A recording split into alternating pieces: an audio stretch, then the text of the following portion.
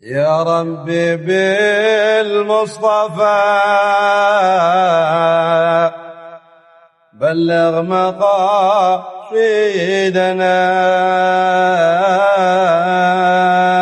واغفر لنا ما مضى يا واسع الكرم.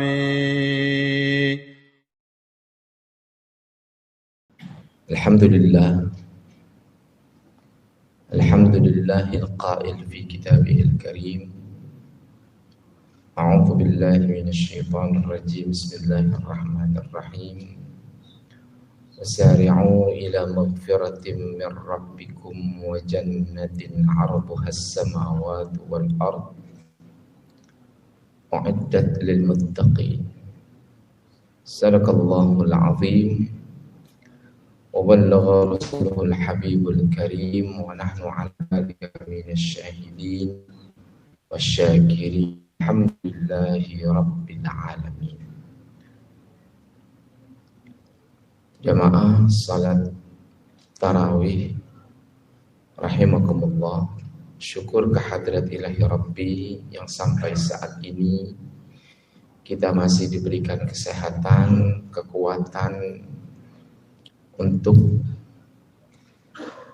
beribadah dan berpuasa di bulan suci Ramadan yang mudah-mudahan Allah terus membimbing kita, Allah terus mengampuni kita, dan Allah akan membebaskan kita dari api neraka. Amin amin ya rabbal alamin. Saya diminta berbicara terkait dengan taubat.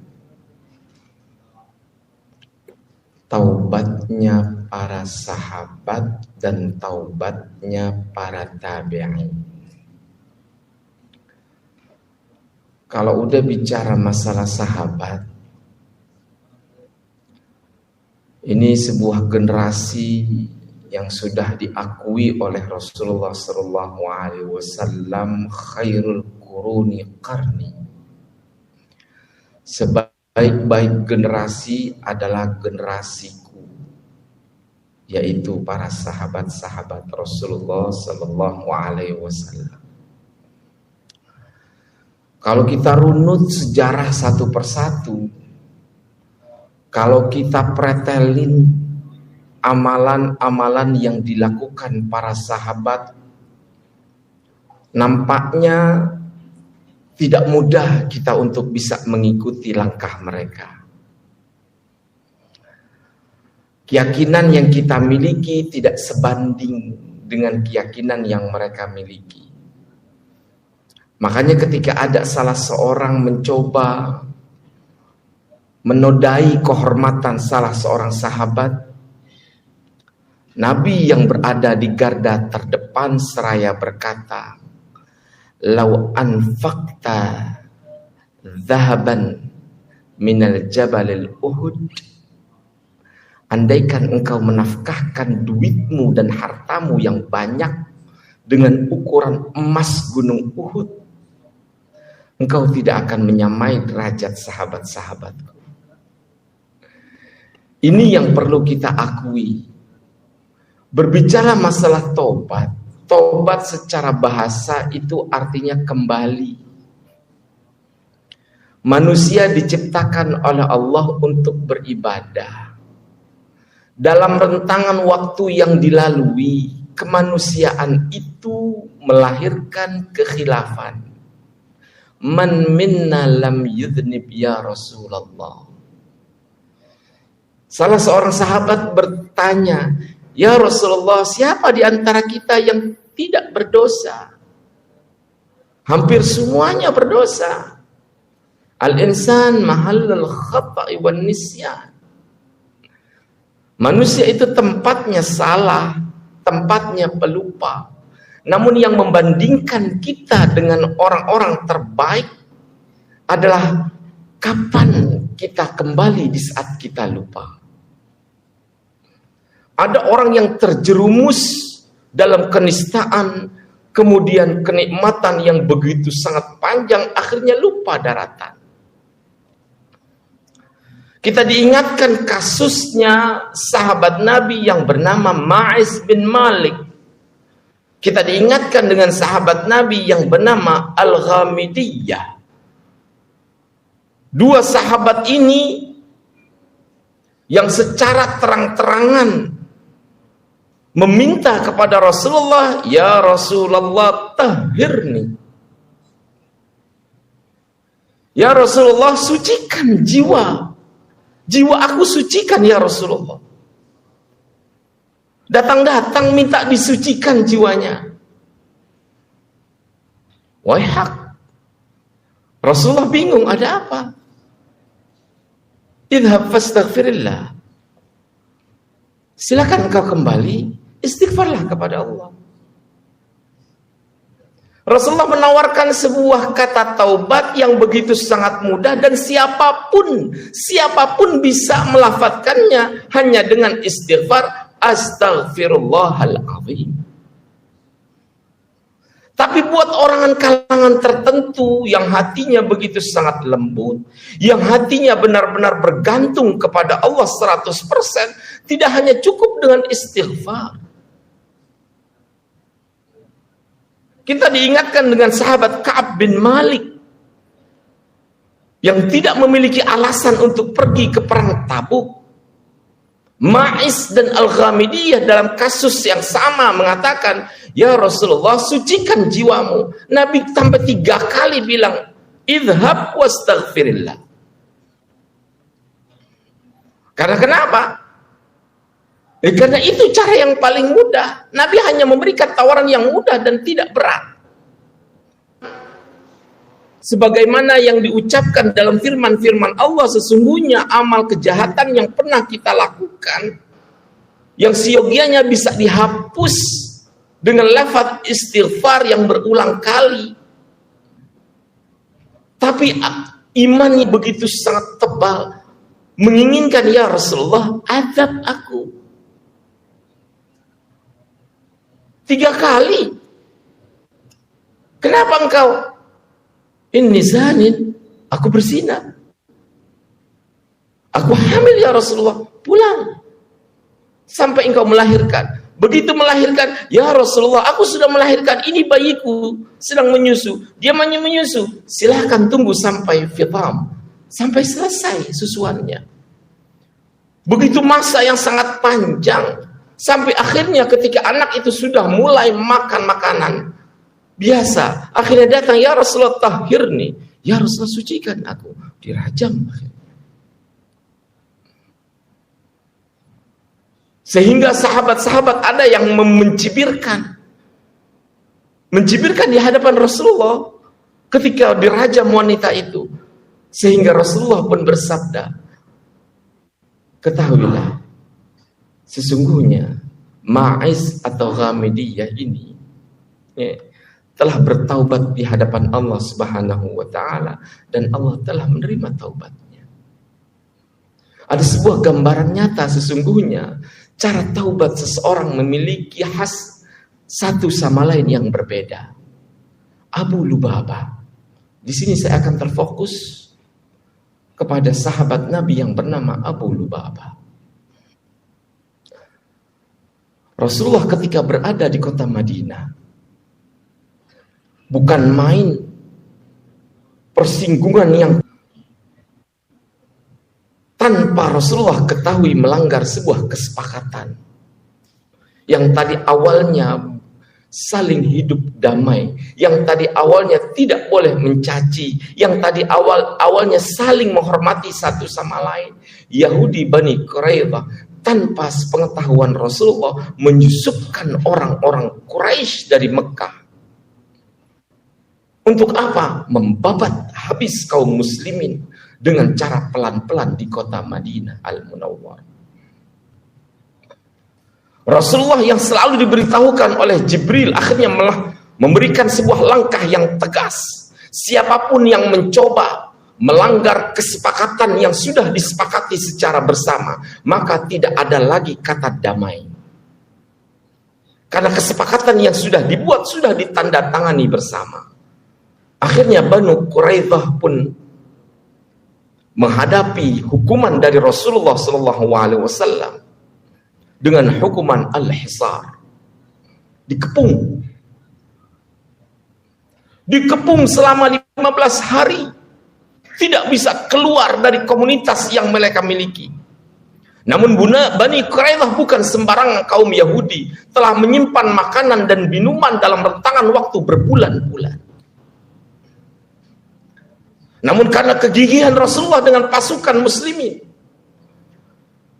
mereka Bani Quraidah pun akhirnya meminta damai. Ya Rasulullah, kami tebarkan bendera merah, bendera putih. Kami ingin perdamaian, ya Muhammad. Namun kami minta satu, juru hakim yang kamilah sendiri yang menentukan. Silahkan. Kalau kalian ingin damai dan kalian mengakui kesalahan, silahkan. Tidak ada dendam bagi Rasulullah SAW. Tapi kalau kalian terus-menerus mencoba menusuk kami dari belakang, maka tidak akan pernah ada kata damai. Dipilihlah oleh Bani Quraidah, orang Yahudi, ya, kelompok Yahudi Bani Quraidah, seorang Muslim yang mantan Yahudi, yaitu bernama Abu Lubabah. Rasulullah pun akhirnya setuju. Abu Lubabah, ta'al. Ya Rasulullah, silahkan kamu masuk ke dalam. Namun ingat pesan saya. Lakukan negosiasi. Lakukan negosiasi sama mereka. Dan satu pesan yang saya harus sampaikan kepada kamu Abu Lubabah, apa? Jangan engkau beritahukan mereka bahwa kami kaum muslimin akan bersifat tegas untuk membunuh mereka semua lantaran mereka telah melanggar perjanjian yang sudah disepakati. Siap ya Rasulullah. Abu Lubabah yang penuh ketaatan pun akhirnya menerobos bentengnya Bani Quraidah. Rasulullah memiliki taktik. Sengaja Rasulullah menyetujui Abu Lubabah masuk supaya pintu masuk benteng Bani Quraidah terbuka secara perlahan. Namun yang ingin saya tarik kisah ini adalah Abu Lubabah. Abu Lubabah telah berjanji kepada Rasulullah SAW untuk tidak membocorkan rahasia Nabi, untuk tidak memberitahukan kepada Yahudi Bani Quraidah bahwasanya Rasulullah berniat untuk membunuh mereka sebagai sebuah balasan yang sangat menyakitkan.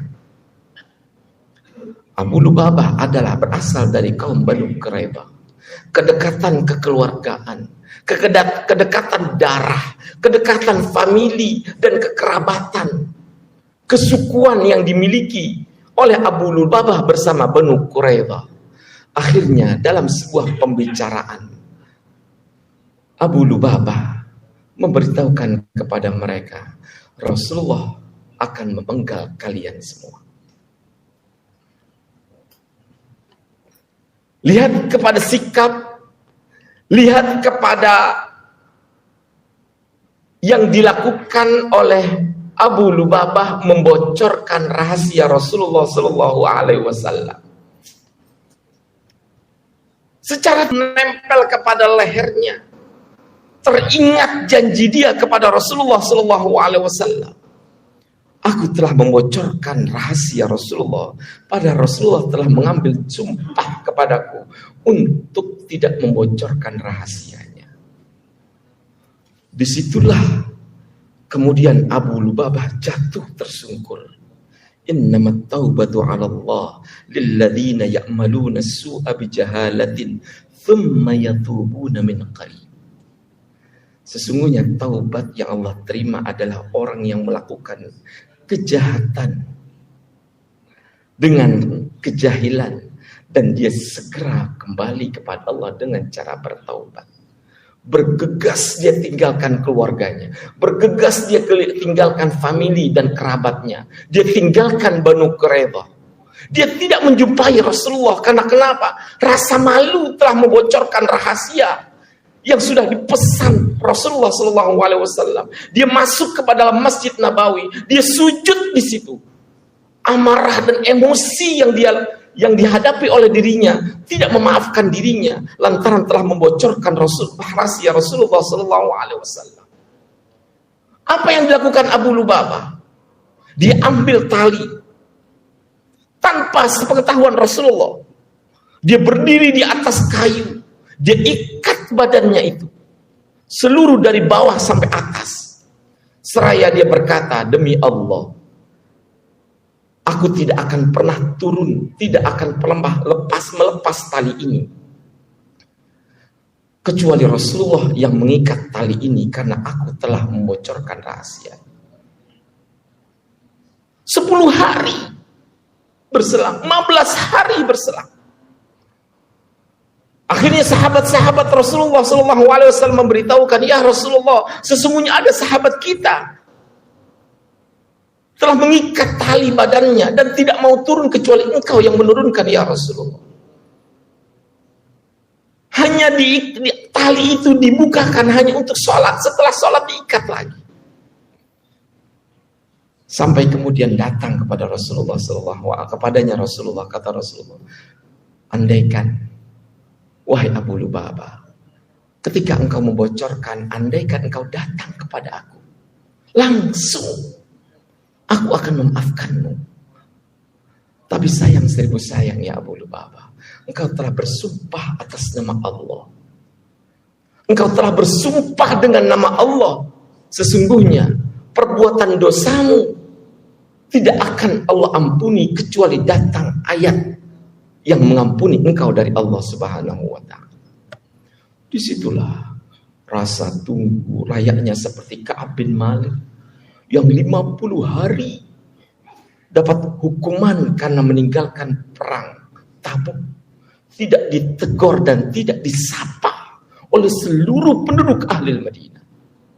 Kerjaannya cuma datang ke masjid sholat, pulang lagi, datang ke masjid sholat, pulang lagi.